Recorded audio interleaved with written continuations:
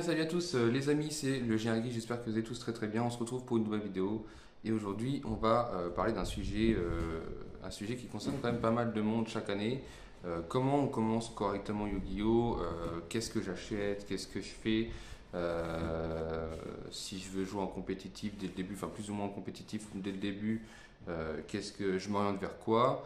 Je vais vous présenter aujourd'hui trois decks, deux que j'ai acheté quasi 100% sur Card Market et un qui a été en partie acheté par le deck de structure, enfin qui a été fait en partie par le deck de structure et complété par deux trois cartes. Voilà, donc c'est des decks qui coûtent moins de 50 euros. D'ailleurs, il y en a même un qui coûte même moins de 30 euros tout court d'ailleurs. Donc voilà. Euh, et puis bah voilà, les erreurs qu'il faut pas faire, ça dépend de qu'est-ce que vous voulez jouer, etc. C'est pas les meilleurs decks méta, surtout en ce moment avec Snake Eyes Finsmith, etc. À l'heure où je tourne cette vidéo, le deck méta c'est Snake Eyes Finsmith. C'est sûr, c'est pas évident de rivaliser avec ça, mais quand tu veux débuter, au début c'est très bien de jouer avec des decks de structure ou avec des decks pas trop chers mais qui sont quand même très bien construits. Et on passe de l'autre côté pour présenter cette vidéo là, enfin pour présenter ces trois decks là. Je fais pas de montage, donc s'il y a des erreurs, vous m'en voulez pas. En ce moment j'ai des petits problèmes avec mes vidéos, enfin avec la publication de mes vidéos, donc c'est pour ça que je fais pas de vidéo en ce moment, plus mes trucs perso et tout, donc voilà.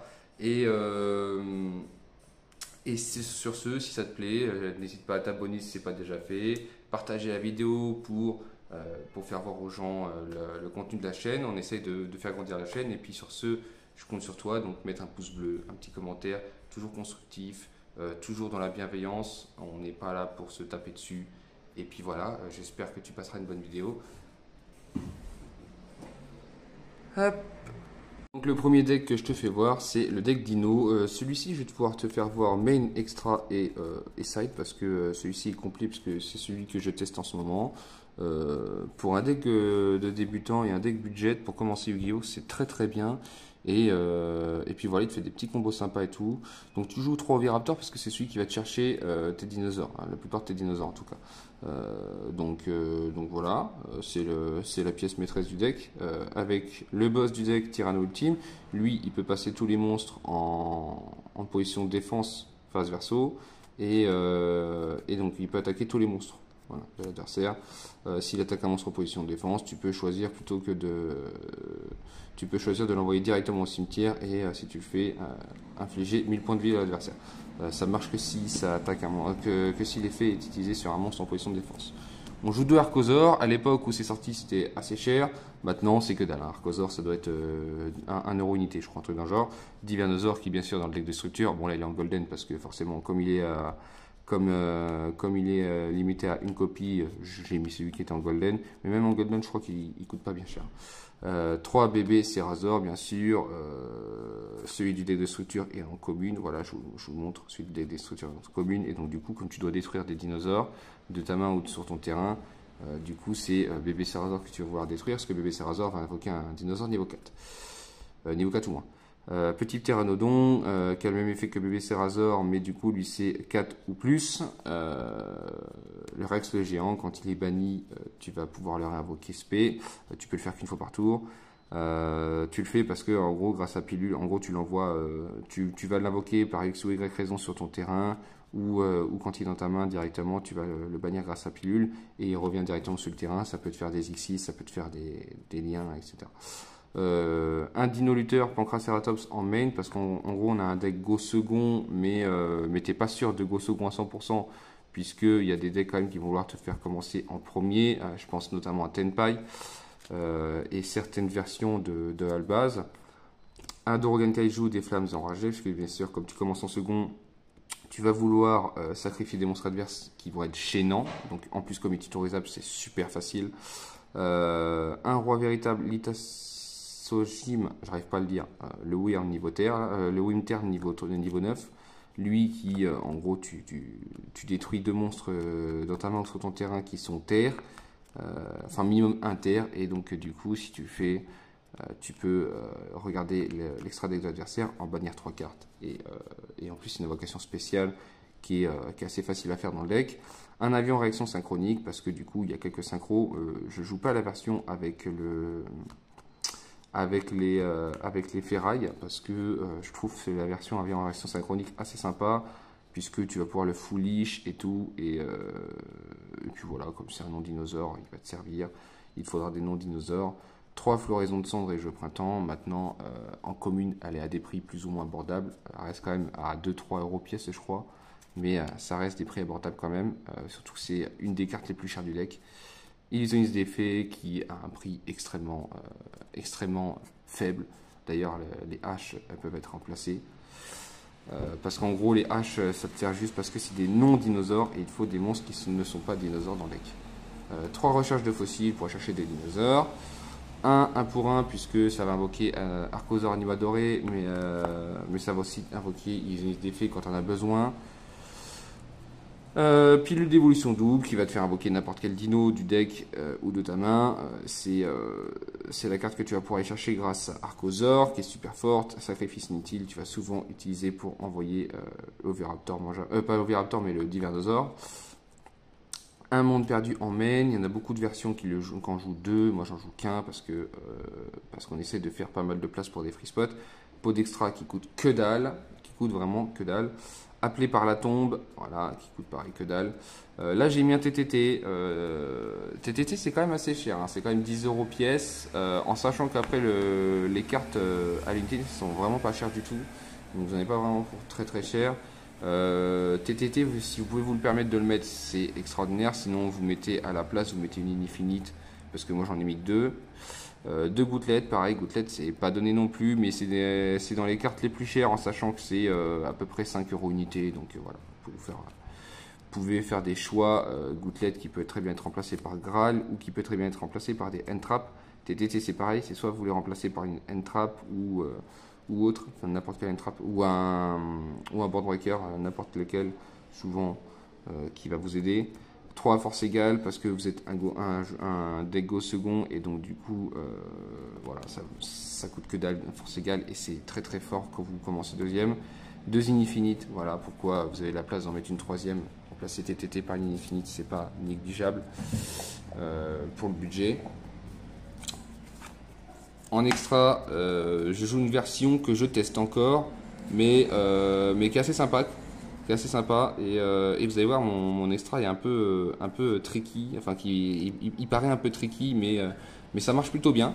Une crevette zappeuse, puisque ça te permet de faire des synchros pendant le tour adverse. Et donc du coup quand tu joues contre Tenpai, tu as la bête du monde virtuel Jui là, qui est très très forte, qui dit coup de non destructible ni au combat ni par effet de carte tant que vous avez 2 monstres du même attribut et du même type dans votre cimetière, mais de noms différents. Et donc du coup ils sont tous dinosaures et la plupart sont terres, donc c'est très très facile à faire ça.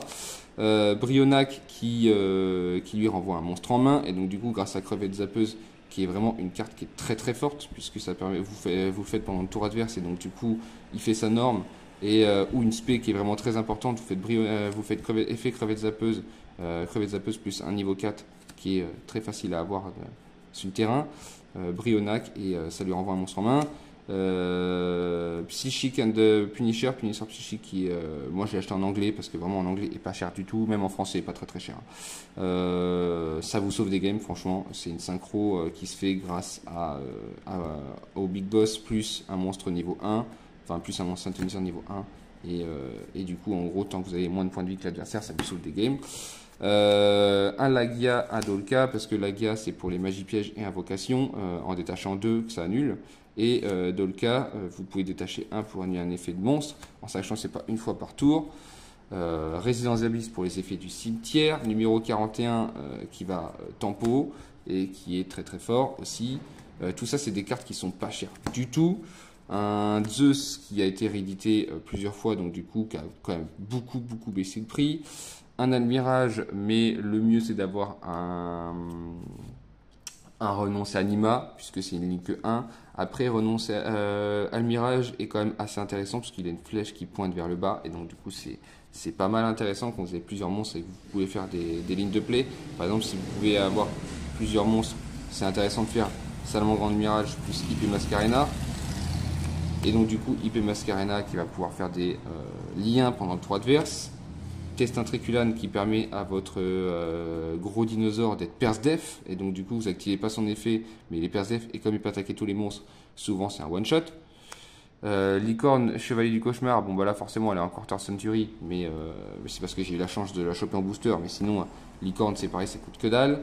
Apollouza qui a quand même beaucoup baissé de prix, et tant qu'elle n'est pas bannie, elle est très intéressante à mettre dans le deck. Une fois qu'elle sera partie, en gros, ça sera intéressant de mettre une, soit la mini déesse des enfers, soit un access code qui n'est plus très cher non plus, ou autre. Enfin, vous trouvez une ligne de 4 qui est pas mal. En général, vous pouvez mettre aussi Avramax qui est pas cher du tout et qui permet tempo, et la déesse des enfers du monde fermé. J'ai pas encore acheté la mini DS, la mini goddess. La mini goddess, je vais soit j'enlève Joui, soit j'enlève Testin-Triculan, puisque dans tous les cas le deck a déjà des très grosses des très gros monstres qui tapent très fort, donc c'est peut-être pas forcément nécessaire de mettre le Testin-Triculan. Mais la mini goddess est intéressante, puisqu'en gros vous débarrassez de pas mal de cartes adverses, et comme vous les go second, c'est très intéressant. On va passer au side deck, parce qu'il y a quand même un petit side deck, et pareil là, pour 50 balles vous l'avez le side, enfin pour 50 balles au total vous l'avez le side deck avec. Donc il y a un deuxième Dino Eater, voilà, puisque c'est très fort, et en plus il est tutorisable. Il y a une deuxième Easiness d'effet, puisque quand vous voulez jouer plutôt une version Entrap, si vous voulez go first, si vous voulez go first ou go second, n'importe, il y a des versions qui sont plus Entrap que Board Breaker. De Hurluberlu, puisque forcément là en ce moment les decks Snake Eyes, Phil Smith se prennent Hurluberlu à pleine balle, donc voilà. Et ça reste un monstre de niveau 1 que vous pouvez invoquer dans le pire des cas avec 1 pour 1 si vous avez déjà ce qu'il faut pour invoquer le Hercosor. 2 Beauté Fantôme et Moine Noir Hanté. Alors pourquoi elle et pas un Corbeau DD? Parce que elle est terre, et donc du coup elle se couple bien avec le Wyrm niveau 9. Le chien de meute magique, pareil, il est terre, et donc du coup c'est très intéressant, et en plus c'est un synthoniseur niveau 1 qui peut s'invoquer très facilement. Je vous laisserai lire l'effet. 2 Lightning Storm, je les ai achetés en anglais, donc forcément j'ai payé beaucoup moins cher. Faites comme moi, s'il y a des cartes comme ça, si vous voulez faire des decks budget, prenez en anglais. Il y a des cartes que vous pouvez prendre en anglais, c'est pas le problème. Lightning Storm, les effets sont très simples. Si vous contrôlez aucune carte face recto, vous choisissez un des effets suivants. Soit vous détruisez tous les monstres en position d'attaque contrôlés par l'adversaire, soit vous détruisez toutes ces magies pièges qui contrôlent. Voilà. Donc ça fait soit Plumeau de Namarpi, soit un Regeki entre guillemets. Le Plumeau de Namarpi, puisque voilà, pareil, il y a des decks pièges qui peuvent faire très peur, et donc du coup avoir 2 Lightning Storm plus un Plumeau, ça peut sauver des games quand même. Un deuxième monde perdu pour quand vous go first. Quand vous savez que l'adversaire va vous faire go first, vous jouez monde perdu. Ou quand vous voulez jouer go first parce que vous avez peur du go first adverse, vous pouvez mettre le monde perdu, c'est très intéressant. La barrière dimensionnelle qui est évidemment un incontournable, qui est pas cher du tout pareil. Et si elle avait à se faire bannir, il y a envoûtement qui peut la remplacer. Et absorption de compétences qui est très fort, c'est une one-off que j'ai mis et qui est à très bas prix aussi. Un deuxième deck que je peux vous faire voir, puisque là on en est qu'à 20 minutes de vidéo, on va se faire une grosse vidéo quand même, on va se faire une bonne vidéo. Ouais, je vais vous faire voir celui-là. Celui-là qui est vraiment très budget aussi. Il manque quelques cartes. Puisqu'elles sont dans le deck Dino. Je vais vous faire, donc voilà, ça c'est les 3 pots d'extra, puisque j'ai pas acheté non plus, voilà, comme je suis un joueur budget, j'ai pas acheté tout en fois je ne sais trop combien. Donc du coup faites comme moi, si vous voulez faire des decks, si au début vous commencez, ça sert à rien de vous acheter les cartes en x6, 9, 10, ça sert à rien, voilà, ça fait des cartes en x3 c'est suffisant, et puis vous switchez, il n'y a pas de problème. Donc le deck que je vais vous présenter maintenant, c'est le deck Fuvagabond Breeze. Je me suis fait pour très peu, hein. Je crois que l'engine Fuvagabond Breeze coûte à peu près entre 5 et 10 euros. Ça dépend si vous le prenez avec un copain, vous pouvez vous arranger. Et à peu près l'engine 10 euros si vous achetez chez le même commerçant carte market. 3 Robina, 3 Stri. Alors Robina qui va chercher tous les bêtes ailées jusqu'à max niveau 4. Donc du coup Stri, je le joue en x2. C'est un confort puisque du coup c'est un deck shifter. Et donc ça permet d'enlever des cartes de ton cimetière. Un toucan puisqu'il n'est pas nécessaire en x2. Un seul c'est suffisant. Un corbeau d'aider, puisqu'il est tutorisable, ça sert à rien. Un chauve-souris bétant qui vient de sortir. C'est intéressant, c'est un niveau 1 qui permet d'avoir un effet où en gros l'adversaire, jusqu'à 3 fois par tour, quand l'adversaire va norme ou spé, vous pouvez lancer une pièce et selon le résultat, vous pouvez le changer en position de défense face assaut ou attaque face recto. Ça dépend. 3 Eglen, puisqu'il va chercher les gros oiseaux. Et donc du coup, dans les gros oiseaux, on a N-Pen qui est le big boss. Lui, tous les monstres qui sont invoqués spé et en mode attaque ne peuvent pas activer leurs effets. Soit l'adversaire va devoir jouer avec ses monstres en position de défense jusqu'à ce qu'il ait trouvé une solution face à N-Pen, soit il va pas pouvoir utiliser ses effets de monstre et donc du coup il va falloir qu'il ait quand même une grosse puissance d'attaque puisque N-Pen peut avoir l'effet en gros quand il combat. Vous pouvez bannir un monstre bête ailé de votre main pour diviser l'attaque défense du monstre adverse et donc du coup il est pas impassable mais il est très très fort. Apex Aviaire qui nomine negate, voilà, en se renvoyant en main. Raiza qui permet de dégager des cartes du terrain et du cimetière. Du cimetière c'est très important aussi. Vous pouvez remonter des cartes de votre cimetière aussi dans votre deck, c'est intéressant pour certaines lignes de play pour pouvoir recycler. 3 migrateurs dimensionnels, c'est la seule entrave qu'on joue dans le deck puisque voilà, le deck n'a pas besoin de beaucoup plus. Et migrateur est vraiment une carte qui fait chier tout le monde, entre guillemets. 3 terrains, puisque le terrain vous permet de faire une norme en plus. 3 avènements d'aventure, puisqu'il vous permet d'aller tutoriser le terrain ou en chaîne. En gros, si l'adversaire va vouloir vous hache votre Robina et que vous l'avez en main, vous bannissez Robina, vous activez cette carte en chaîne, vous bannissez Robina et vous invoquez un autre bête ailé à la place. Les vents inexplorés en x2 parce que... Désolé, je reprends, j'avais mon fils qui arrivait en même temps. Du coup, 2 vents inexplorés parce que du coup, vous pouvez sacrifier des cartes adverses pour invoquer par sacrifice. Ça vous permet aussi de recycler vos mains puisque vous pouvez me remélanger jusqu'à 2 bêtes ailées en dessous de votre deck pour repiocher 2 cartes. Une ou 2 cartes selon le nombre de bêtes ailées que vous avez mis. Donc du coup, 2 pots de dualité puisque on n'a pas de spé dans le deck, puis du coup on ne spé pas dans ce deck là, donc ce serait dommage de ne pas la jouer. 3 pots d'extra, mais si vous avez 3 pots de prospect, c'est quand même mieux. Mais pot d'extra, en fait, c'est pas mieux, c'est une approche différente. C'est-à-dire que pot d'extra permet de piocher jusqu'à 2 cartes, que pot de la prospect permet de révéler et jusqu'à 6 cartes, et donc du coup prendre dans ces 6 cartes là. Mais pour pallier à ça, pour la consistance du deck, j'ai mis surprise à la main qui permet de révéler 3 monstres de niveau 1. Votre adversaire en choisit un pour lui et vous en choisissez un pour vous juste après. L'autre va être mélangé dans le deck, ça vous permet quand même d'aller chercher ce qui vous manque. Un livre de la lune, pareil comme pour l'avènement d'aventure, ça permet de chaîne par rapport à si votre adversaire va sur un Eglen ou N-Pen, sur un Eglen ou Robina va vouloir H ou autre, vous faites livre de la lune dessus et donc du coup les puces face recto, l'effet se résout pas du coup, enfin l'effet de la H de la entrave se résout pas. Un appelé par la tombe, un Fuvagamrus de la vue rêveuse, elle se recycle grâce à tout camp, donc pas la peine d'en jouer plus. Il y en a une autre en side dans le pire des cas. Vous en mettez une en side dans le pire des cas. 2 Macrocosmos, j'en joue pas 3. Macrocosmos est plus intéressant que la fissure dimensionnelle en mon sens, puisque toutes les cartes sont bannies au cimetière, et donc du coup ça comprend les magies pièges, ce qui vous permet de renchaîner plusieurs fois migrateurs dans la partie, ce qui va quand même bien gêner l'adversaire. Et 2 dragons de compagnie de Navarpi, puisque c'est quand même une piège qui est très très forte.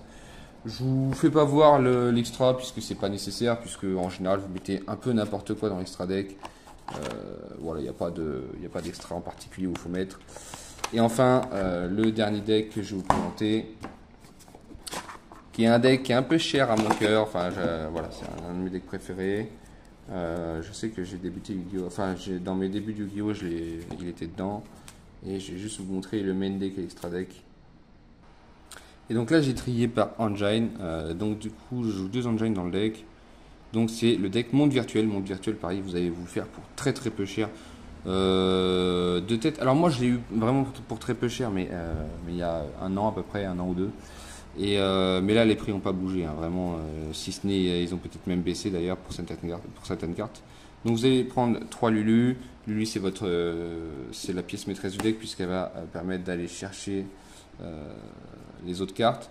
Les mondes virtuels ont un effet en commun où en gros vous allez envoyer une carte vous allez cibler une carte monde virtuelle sur le terrain, envoyer une qui est différente, si vous ciblez un monstre, vous envoyez une piège par exemple, et après vous allez pouvoir vous invoquer SP Lulu, et après vous allez pouvoir tuto une magie. Mais ils ont tous cet effet de s'invoquer SP en ciblant une carte monde virtuelle et envoyer une autre type de carte du deck au cimetière. Voilà. C'était la petite intro. Pour le reste des effets, je vous laisserai lire les cartes. Mais en gros, on a 3 Gigi qui permet à la fin du tour de récupérer un monstre monde virtuel à la main. Nyan qui n'a pas d'effet de ce spé, par contre, si du cimetière. Du cimetière, dès qu'un niveau 3 est invoqué, un niveau 3, et donc du coup, c'est pas forcément des mondes virtuels. Et quand il est banni, il va pouvoir. Quand il se respect, il devient Satanizer. Et quand il quitte le terrain, il est banni. Une fois qu'il est banni, vous allez pouvoir cibler une carte bannie et la remettre dans le deck. 3 Lily qui se spé, qui permet de refoulige dans le cimetière. Elle pourrait même être jouée à 2 à la rigueur. Donc moi je sais que j'aime bien avoir tout en x3 dans ce deck là parce que c'est vraiment un deck où tu as besoin d'un 2 cartes combo. Lao qui permet quand il est spé de cibler un monstre monde virtuel dans le cimetière et de le respect. 3 Cité du monde virtuel qui va pouvoir vous placer directement face recto des cartes portes du monde virtuel. Et donc du coup les portes du monde virtuel c'est les magies pièges. Donc on a 3 fois la magie continue et 2 fois la piège. Donc la magie continue, elle permet de se bannir du cimetière pour aller tuto un monstre monde virtuel. Et quand elle est sur le terrain, pendant votre tour, si vous avez un monstre monde virtuel, vous allez pouvoir annuler un effet de monstre adverse. Porte du monde virtuel chuche, quand elle est sur le terrain, vous allez pouvoir cibler 2 cartes monde virtuel bannies, les remélanger dans le deck et donc du coup cibler une carte sur le terrain adverse et la détruire. Porte du monde virtuel Xangwu, elle permet sur le terrain de changer un monstre en position de défense pendant la battle phase et de se bannir du cimetière pour réinvoquer spé un monstre monde virtuel du cimetière. Les 2 pièges, la piège Xangwu et la Klinglong ont un contre-coup quand elles se bannissent du cimetière de se faire défausser une carte quand elles ont été résout. Un objet de sacrifice inutile puisque du coup la magie continue est quand même une très bonne carte de tutorisation quand elle est dans le cimetière, donc c'est très intéressant de l'envoyer au cimetière. 3 téléporteurs d'urgence, dont il y en a un que j'ai mis en anglais, voilà, parce qu'on a des schlags, parce qu'on n'a pas envie de dépenser de l'argent inutilement, et donc du coup, téléporteur d'urgence, très intéressant, qui permet d'invoquer quasiment la moitié non, peut-être pas la moitié, mais qui permet d'invoquer quand même pas mal de cartes, permet d'invoquer Lulu, elle permet d'invoquer Nyan, et elle permet d'invoquer la Entrap que je vous présentais tout à l'heure. Tac. Donc ça c'est pour tout ce qui est engine monde virtuel, engine et cartes qui accompagnent l'engine. Ensuite j'ai décidé de mettre une Therion Lily Borea.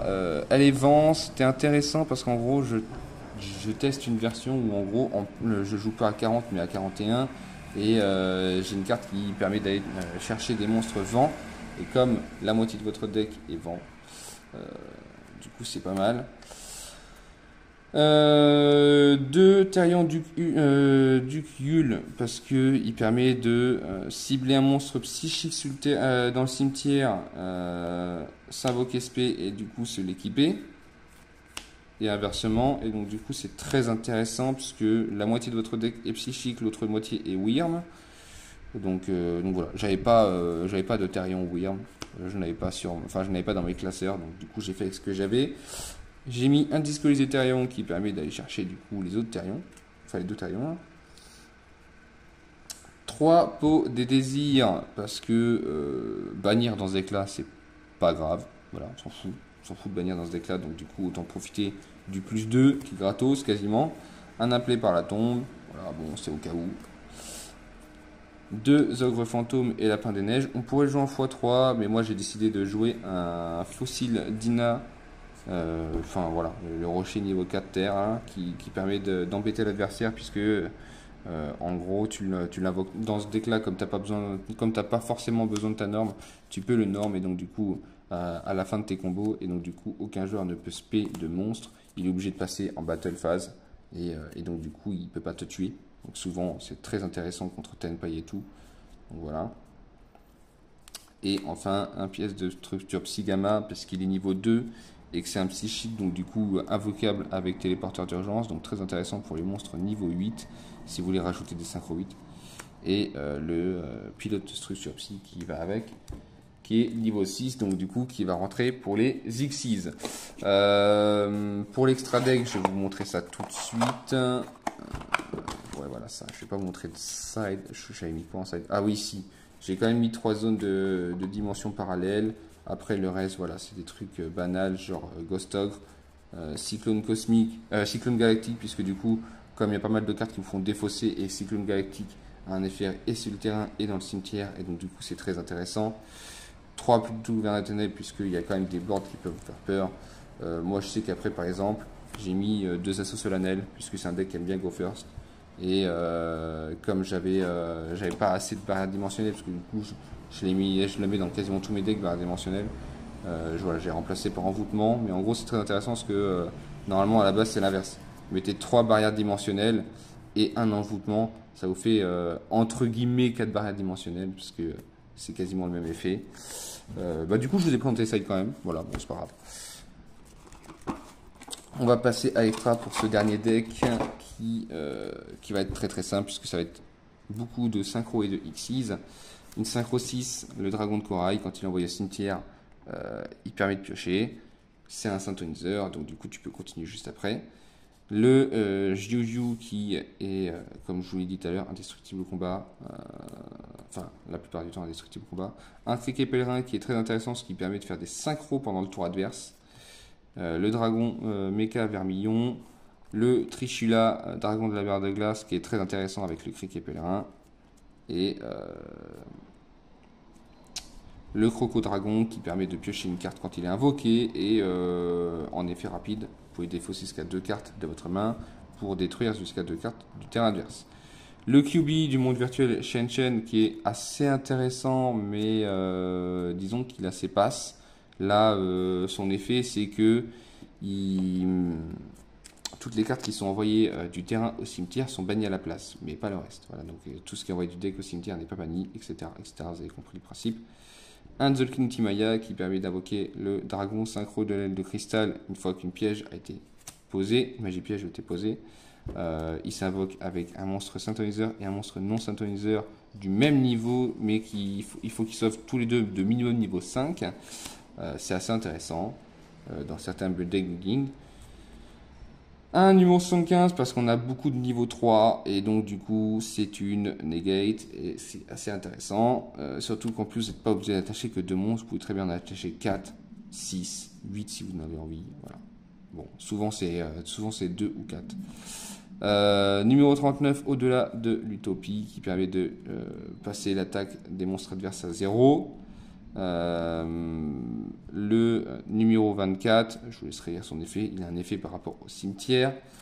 Un Dingirsu Lorcus, parce que on a quand même les Therions qui sont niveau 8, et donc c'est assez intéressant de l'avoir. Voilà, c'est un au cas où, ça arrive pas très souvent, mais quand ça arrive, ça aide. Un bête arbre sacré, qui est niveau 9, qui est qui est relativement facile à faire dans le deck, puisque c'est 2 monstres niveau 9, et donc du coup on peut moduler le niveau grâce à Shush. Et un arsenal divin à Zeus qui, bien sûr, comme on a un deck d'Xyz, va très bien dans ce deck là. J'espère que cette vidéo vous aura plu. C'est vraiment, ça a été un petit peu plus long que d'habitude, hein. C'est vraiment une vidéo un peu longue, mais c'est vraiment 3 decks que moi je conseille pour les débutants. C'est des decks qui vont être faciles à apprendre, pour d'autres vont récompenser le fait de bien réfléchir quand vous jouez, etc., qui vont récompenser l'effort et donc du coup la progression. Fuvagambris qui est un deck qui est très facile à prendre en main. La progression du jeu n'est pas ouf avec, mais c'est un deck qui est vraiment très budget et qui est pour le coup méta. Donc ça c'est le deck Fuvagambris. Donc ça c'est vraiment le deck numéro 1 que je conseille pour des débutants, puisque c'est vraiment le deck très facile à prendre en main, très peu cher, puisque vous n'avez pas vraiment besoin d'extra deck. Et donc du coup, comme il est un peu méta, va beaucoup vous aider au début. Le deck monde virtuel qui serait plutôt en 3e position pour moi, mais qui va vraiment récompenser la progression du joueur. Et le deck Dino qui est vraiment très facile à prendre en main, mais pareil, au début vous allez perdre des games et tout, mais au début pour commencer c'est un très bon deck qui est très facile à prendre en main, et pareil qui va vous apprendre beaucoup de choses dans le jeu.